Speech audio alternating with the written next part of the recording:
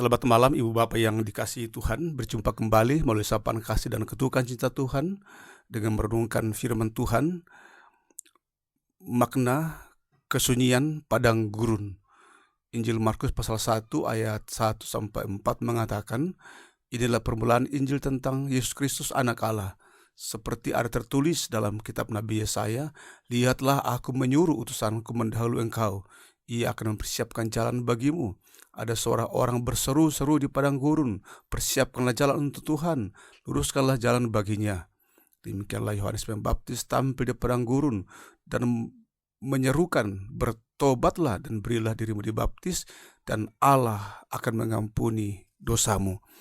Saudara yang terkasih dalam Tuhan Yesus Kristus, karya Allah menurut Injil Markus tidak dimulai dari tempat yang dianggap terhormat dan beradab seperti kota metropolitan Yerusalem, tetapi diawali dari kesunyian padang gurun. Dalam hal ini, hikmat dan kebenaran Allah tidak ditemukan dalam hiruk-pikuk diskusi agama atau percakapan teologis yang hangat di antara para ahli Taurat dan imam-imam di kota Yerusalem, tetapi dalam kehidupan, keheningan, dan kesederhanaan hidup di tempat yang sebenarnya tidak pernah diharapkan oleh manusia, yaitu padang gurun. Justru karena padang gurun merupakan wilayah yang penuh bahaya dengan langkanya air minum dan bermukimnya berbagai hewan liar, serta merupakan daerah yang sangat gersang dan begitu panas terik, manusia akan lebih cenderung bersandar pada pemeliharaan Allah.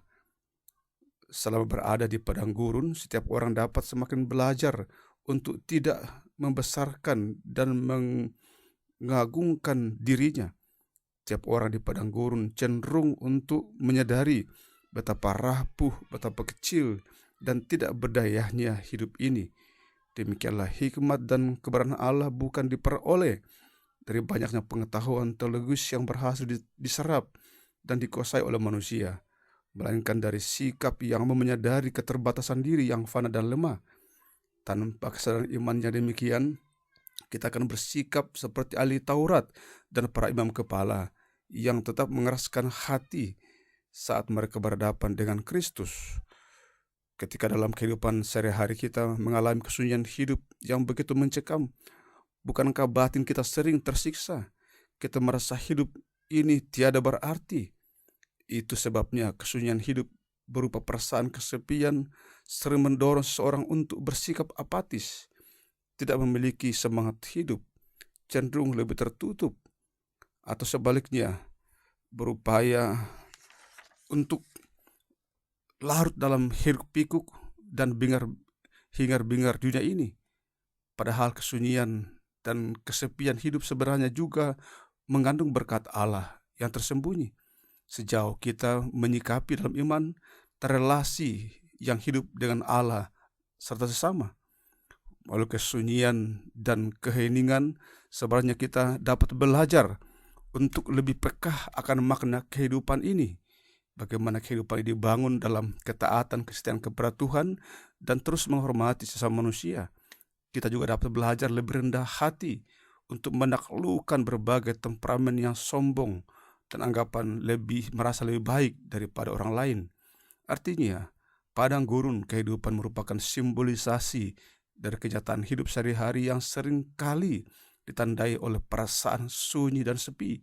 Tetapi dengan sikap iman, kita akan berhasil mengubah padang gurun kehidupan ini menjadi tempat pemurnian temperamen kita, pemurnian kepribadian kita dari yang penuh celah kepada kehidupan yang menghasilkan spiritualitas iman yang semakin berbobot dan berbuah. Karena itu pertobatan penting untuk kita lakukan dalam kehidupan kita setiap harinya, memaknai kehidupan ini yang bagaikan berjalan di atas padang gurun. Kita berdoa. Terima kasih ya Tuhan untuk firman-Mu yang telah kami dengarkan ini, yang menggambarkan bahwa terkadang kebenaran Allah diperdengarkan dari tempat sunyi, kesunyian hidup yang kami hadapi dengan berbagai macam pergumulan persoalan kehidupan ini. Di dalamnya Tuhan hadir menyerukan pertobatan supaya di padang gurun kehidupan kami mengalami kedekatan dengan Allah dan sesama.